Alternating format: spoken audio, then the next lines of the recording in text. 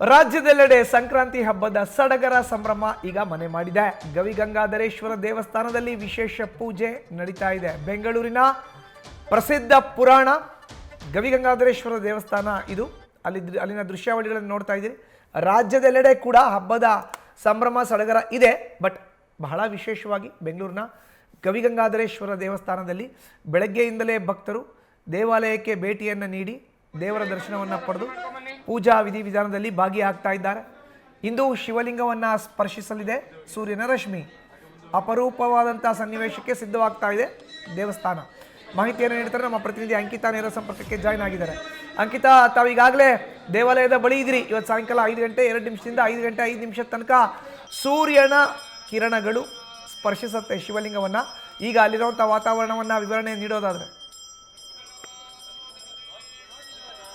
ಮಧುಸೂದನ್, ಇವತ್ತು ನಾಡಿನೆಲ್ಲೆಡೆ ಮಕರ ಸಂಕ್ರಮಣದ ಸಂಭ್ರಮ. ಜೊತೆಗೆ ಬೆಂಗಳೂರಿನ ಗವಿಗಂಗಾಧರೇಶ್ವರ ದೇವಸ್ಥಾನದಲ್ಲೂ ಕೂಡ ಬೆಳಗ್ಗೆಯಿಂದಲೂ ಕೂಡ ವಿಶೇಷ ಪೂಜೆ ನಡೀತಾ ಇರುವಂಥದ್ದು. ಸದ್ಯಕ್ಕೆ ನಾನು ದೇವಸ್ಥಾನದ ಆವರಣದಲ್ಲಿದ್ದೀನಿ. ನೀವು ನೋಡ್ತಾ ಇರ್ಬೋದು, ಬೆಳಗ್ಗೆ 5 ಗಂಟೆಯಿಂದಲೂ ಕೂಡ ಈ ಗವಿಗಂಗಾಧರೇಶ್ವರ ದೇವಸ್ಥಾನದಲ್ಲಿ ವಿಶೇಷ ಪೂಜೆ ನಡೀತಾ ಇದೆ. ಜೊತೆಗೆ ಮಧ್ಯಾಹ್ನ 12 ಗಂಟೆವರೆಗೂ ಕೂಡ ಭಕ್ತರಿಗೆ ದರ್ಶನಕ್ಕೆ, ಅಂದರೆ ದೇವರ ದರ್ಶನಕ್ಕೆ ಅವಕಾಶವನ್ನು ಕಲ್ಪಿಸಿರುವಂಥದ್ದು. ಈಗಾಗಲೇ ಬೆಳಗ್ಗೆಯಿಂದಲೂ ಕೂಡ ಸಾಕಷ್ಟು ಸಂಖ್ಯೆಯಲ್ಲಿ ಭಕ್ತರು ಬಂದು ದೇವರ ದರ್ಶನವನ್ನ ಮಾಡ್ಕೊಂಡು ಹೋಗುವಂತಹ ಕೆಲಸವನ್ನ ಮಾಡ್ತಾ ಇದ್ದಾರೆ. ಜೊತೆಗೆ 12 ಗಂಟೆ ಆದ ಬಳಿಕ ದೇವಸ್ಥಾನದ ಸ್ವಚ್ಛತಾ ಕಾರ್ಯಗಳು ಕೂಡ ನಡೆಯುತ್ತೆ. ಸ್ವಚ್ಛತಾ ಕಾರ್ಯ ಶುರುವಾದಂತಹ ಸಂದರ್ಭದಲ್ಲಿ ಯಾರಿಗೂ ಕೂಡ ಒಳಗಡೆ ಅವಕಾಶ ಇರೋದಿಲ್ಲ.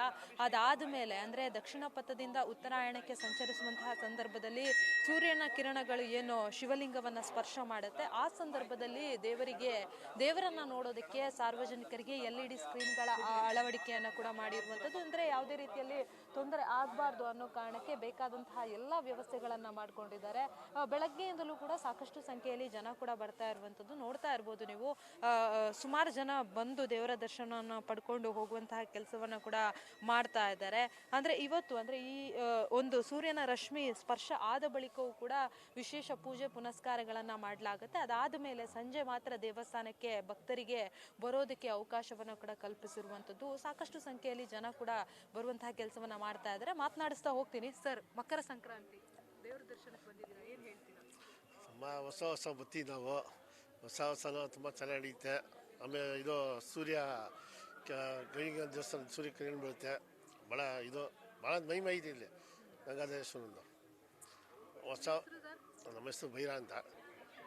ನೋಡಿದ್ರಲ್ಲ, ಜನ ಬಂದು ದೇವರ ದರ್ಶನ ಪಡ್ಕೊಂಡು ಹೋಗ್ತಾ ಇರುವಂಥದ್ದು. ಅಂದ್ರೆ ಈ ರೀತಿಯ ಒಂದು ದೃಶ್ಯವನ್ನ ನೋಡೋದಕ್ಕೆ ಸಿಗೋದಿಲ್ಲ, ಬಹಳ ಅಪರೂಪದ ದೃಶ್ಯ. ಹಾಗಾಗಿ ಈ ದಿನ ದೇವರ ದರ್ಶನ ಮಾಡಿದ್ರೆ ಒಳ್ಳೇದಾಗತ್ತೆ ಅನ್ನೋ ನಂಬಿಕೆ ಕೂಡ ಭಕ್ತರದ್ದು.